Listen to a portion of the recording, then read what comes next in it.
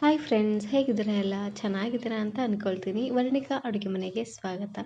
ಇವತ್ತಿನ ವಿಡಿಯೋದಲ್ಲಿ ಪಡ್ಡು ಜೊತೆ ತುಂಬಾ ಟೇಸ್ಟಿಯಾಗಿರುವಂತಹ ಚಟ್ನಿನ ಯಾವ ರೀತಿಯಾಗಿ ಮಾಡೋದು ಅಂತ ನೋಡೋಣ. ಒಂದು ಸಾರ್ತಿ ಈ ರೀತಿಯಾಗಿ ಚಟ್ನಿನ ಮಾಡ್ಕೊಳ್ಳಿ, ತುಂಬಾ ಚೆನ್ನಾಗಿರುತ್ತೆ ಅಂತಲೇ ಹೇಳ್ಬೋದು.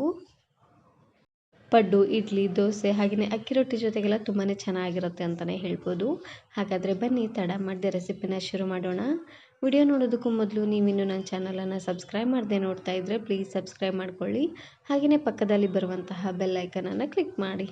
ಇದನ್ನು ಮಾಡಲಿಕ್ಕೆ ಮೊದಲು ನಾನಿಲ್ಲಿ ಒಂದು ಪ್ಯಾನ್ಗೆ 4 ರಿಂದ 5 ಹಸಿರು ಮೆಣಸಿನಕಾಯಿನ ಹುರ್ಕೊಳ್ತಾ ಇದ್ದೀನಿ. ನೋಡಿ, ಒಂದರಲ್ಲಿ 2 ಭಾಗನ ಮಾಡಿ ಹುರ್ಕೊಳ್ಳಿ, ಇಲ್ಲಾಂದರೆ ಹುರಿಯುವಾಗ ಸಿಡಿದು ಬಿಡುತ್ತೆ. ಹಾಗಾಗಿ ಸ್ವಲ್ಪ ಖಾರವಾಗಿದ್ದರೆ ಚೆನ್ನಾಗಿರುತ್ತೆ ನೋಡಿ. ಹಾಗಾಗಿ ಒಂದು 4 ರಿಂದ 5 ಹಸಿರು ಮೆಣಸಿನಕಾಯಿನ ಹಾಕ್ಕೊಳ್ತಾ ಇದ್ದೀನಿ. ಇದಕ್ಕೆ ಸ್ವಲ್ಪ ಎಣ್ಣೆನ ಹಾಕ್ಕೊಂಡು ನೋಡಿ, ಈ ರೀತಿಯಾಗಿ ಚೆನ್ನಾಗಿದು ಬೇಯಬೇಕು ನೋಡಿ. ಅಲ್ಲಿವರೆಗೂ ಚೆನ್ನಾಗಿ ಇದನ್ನು ಫ್ರೈ ಮಾಡ್ಕೊಂಡು ತಗೊಂಡಾದಮೇಲೆ ಇವಾಗ ನಾನಿಲ್ಲಿ ಒಂದು ಪ್ಲೇಟಿಗೆ ಎತ್ತಿಟ್ಕೊಳ್ತಾ ಇದ್ದೀನಿ.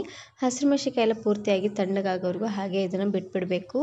ಇವಾಗ ನಾನಿಲ್ಲಿ ಒಂದು ಮಿಕ್ಸಿ ಜಾರ್ಗೆ ಅರ್ಧ ಬಟ್ಲಾಗುವಷ್ಟು ಹಸಿ ಕೊಬ್ಬರಿನ ಹಾಕ್ಕೊಳ್ತಾ ಇದ್ದೀನಿ. ನೋಡಿ, ತೆಳ್ಳದಾಗಿ ಈ ರೀತಿಯಾಗಿ ಉದ್ದವಾಗಿ ಕಟ್ ಮಾಡಿ ಹಾಕ್ಕೊಳ್ಳಿ.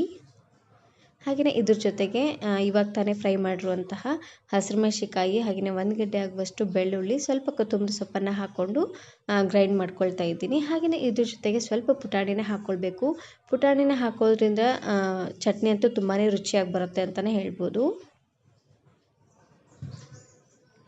ಹಾಗೆಯೇ ಇದ್ರ ಜೊತೆಗೆ ರುಚಿಗೆ ತಕ್ಕಷ್ಟು ಉಪ್ಪನ್ನು ಹಾಕ್ಕೊಳ್ತಾ ಇದ್ದೀನಿ. ಹಾಗೆಯೇ ಒಂದು 1/4 ಚಮಚ ಆಗುವಷ್ಟು ಸಕ್ಕರೆನ ಹಾಕ್ಕೊಳ್ಳಿ. ಸಕ್ಕರೆನ ಹಾಕೋದ್ರಿಂದ ಚಟ್ನಿ ಅಂತೂ ತುಂಬಾ ರುಚಿಯಾಗಿ ಬರುತ್ತೆ ಅಂತಲೇ ಹೇಳ್ಬೋದು. ನಾನಿಲ್ಲಿ ಒಂದು 1/4 ಚಮಚ ಆಗುವಷ್ಟು ಸಕ್ಕರೆನ ಹಾಕ್ಕೊಳ್ತಾ ಇದ್ದೀನಿ. ನೀವು ಚಟ್ನಿನ ಸ್ವಲ್ಪ ಜಾಸ್ತಿಯನ್ನು ಮಾಡ್ಕೊಳ್ಳೋ ಹಾಗಿದ್ರೆ ಒಂದು ಅರ್ಧ ಚಮಚ ಅಥವಾ 1 ಚಮಚನಾದರೂ ಸಕ್ಕರೆನ ಹಾಕ್ಕೊಳ್ಬೋದು. ಎಲ್ಲವನ್ನು ಹಾಕ್ಕೊಂಡು ಪೂರ್ತಿ ನುಣ್ಣದಾಗೆ ಇದನ್ನು ಗ್ರೈಂಡ್ ಮಾಡ್ಕೊಂಡು ತಗೊಳ್ಬೇಕು. ಚಟ್ನಿಗೆ ಒಗ್ಗರಣೆ ಮಾಡಲಿಕ್ಕೆ ಅಂತ ನಾನಿಲ್ಲಿ ಒಂದು ಪ್ಯಾನ್ಗೆ ಸ್ವಲ್ಪ ಎಣ್ಣೆನ ಹಾಕ್ಕೊಂಡು 1 ಚಮಚ ಆಗುವಷ್ಟು ಜೀರಿಗೆ ಮತ್ತು ಸಾಸಿವೆನ ಹಾಕ್ಕೊಳ್ತಾ ಇದ್ದೀನಿ. ಹಾಗೆಯೇ ಇದ್ರ ಜೊತೆಗೆ 1 ಗರಿ ಆಗುವಷ್ಟು ಕರಿಬೇವು ಸೊಪ್ಪನ್ನು ಹಾಕ್ಕೊಂಡು ಚಟ್ನಿಗೆ ಒಗ್ಗರಣೆನ ರೆಡಿ ಮಾಡ್ಕೊಳ್ತಾ ಇದ್ದೀನಿ. ನೋಡಿ, ಚಟ್ನಿನ ಆದಷ್ಟು ಈ ರೀತಿಯಾಗಿ ನುಣ್ಣದಾಗಿ ಇದನ್ನು ಗ್ರೈಂಡ್ ಮಾಡ್ಕೊಳ್ಬೇಕು. ಒಂದು ಸಾರ್ತಿ ಈ ರೀತಿಯಾಗಿ ಚಟ್ನಿನ ಮಾಡ್ಕೊಳ್ಳಿ, ತುಂಬಾ ಚೆನ್ನಾಗಿರುತ್ತೆ ಅಂತಲೇ ಹೇಳ್ಬೋದು. ಸ್ವಲ್ಪ ಸಕ್ಕರೆನ ಹಾಕ್ಕೊಂಡು ಈ ರೀತಿಯಾಗಿ ಕೊಬ್ಬರಿ ಚಟ್ನಿನ ಮಾಡ್ಕೊಳ್ಳಿ, ತುಂಬಾ ಚೆನ್ನಾಗಿರುತ್ತೆ ಅಂತಲೇ ಹೇಳ್ಬೋದು. ದೋಸೆ, ಇಡ್ಲಿ, ಪೂರಿ ಹಾಗೆಯೇ ಅಕ್ಕಿ ರೊಟ್ಟಿ, ಜೋಳದ ರೊಟ್ಟಿ ಜೊತೆ ಅಂತೂ ತುಂಬಾ ಚೆನ್ನಾಗಿರುತ್ತೆ ಅಂತಲೇ ಹೇಳ್ಬೋದು. ಒಂದು ಸಾರ್ತಿ ಇದನ್ನು ಟ್ರೈ ಮಾಡಿ ನೋಡಿ. ಚಟ್ನಿ ಅಂತೂ ರೆಡಿಯಾಗಿದೆ. ಇವಾಗ ನಾನಿಲ್ಲಿ ಪಡ್ಡುನ ಮಾಡ್ಕೊಳ್ತಾ ಇದ್ದೀನಿ. ಪಡ್ಡುನ ಮಾಡಲಿಕ್ಕೆ ಮೊದಲು ನಾನಿಲ್ಲಿ ಪಡ್ಡು ಹಂಚನ್ನು ಬಿಸಿ ಮಾಡಲಿಕ್ಕೆ ಇಟ್ಟಿದ್ದೆ. ಅದಕ್ಕೇ ಸ್ವಲ್ಪ ಅನ್ನೋಂಗೆ ಎಣ್ಣೆನ ಹಾಕ್ಕೊಳ್ತಾ ಇದ್ದೀನಿ. ಪಡ್ಡು ಪ್ಯಾಟರ್ನ ಯಾವ ರೀತಿ ಮಾಡೋದು ಅಂತ ಆಲ್ರೆಡಿ ಬಹಳಷ್ಟು ವಿಡಿಯೋಗಳಲ್ಲಿ ಶೇರ್ ಮಾಡಿದ್ದೀನಿ ನೋಡಿ. ಎಣ್ಣೆನ ಹಾಕ್ಕೊಂಡು ಈ ರೀತಿಯಾಗಿ ನೀಟಾಗಿ ಪ್ಯಾನ್ ತುಂಬ ಸ್ಪ್ರೆಡ್ ಮಾಡ್ಕೊಳ್ಬೇಕು. ಈ ರೀತಿಯಾಗಿ ಮಾಡೋದ್ರಿಂದ ಪಡ್ಡು ಚೆನ್ನಾಗಿ ಬರುತ್ತೆ, ಸ್ವಲ್ಪನೂ ಅಂಟ್ಕೊಳ್ಳೋದಿಲ್ಲ. ಹಾಗಾಗಿ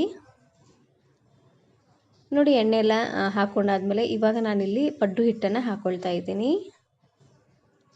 ಹಾಗೆಯೇ ಪಡ್ಡು ಹಿಟ್ಟು, ದೋಸೆ ಹಿಟ್ಟು ಎಲ್ಲ ಚಳಿಗೆ ಉಬ್ಬಿ ಬರೋದಿಲ್ಲ. ಕರೆಕ್ಟಾಗಿ ಉಬ್ಬಿ ಬರಬೇಕು ಅಂತ ಯಾವ ರೀತಿ ಮಾಡೋದು ಅಂತ ಕೆಲವೊಂದಷ್ಟು ಟಿಪ್ಸನ್ನು ಕೊಟ್ಟಿದ್ದೀನಿ. ವಿಡಿಯೋ ನೋಡಿಲ್ಲ ಅಂದರೆ ಈ ವಿಡಿಯೋ ಕೊನೆಯಲ್ಲಿ ಹಾಕಿರ್ತೀನಿ ನೋಡಿ, ಚೆಕ್ ಮಾಡಿ.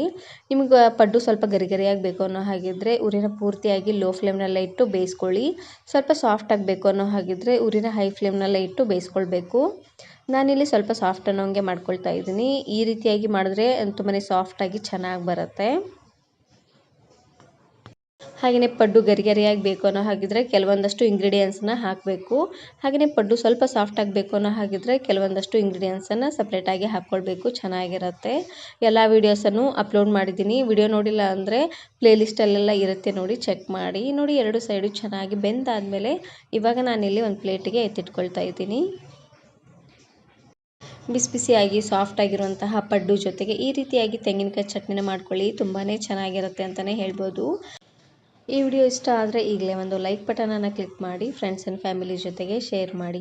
ಹಾಗೆಯೇ ಮತ್ತಷ್ಟು ಹೊಸ ರೆಸಿಪಿಗಾಗಿ ವರ್ಣಿಕಾ ಅಡುಗೆ ಮನೆ ಯೂಟ್ಯೂಬ್ ಚಾನಲನ್ನು ಸಬ್ಸ್ಕ್ರೈಬ್ ಮಾಡಿಕೊಳ್ಳಿ. Thanks for watching.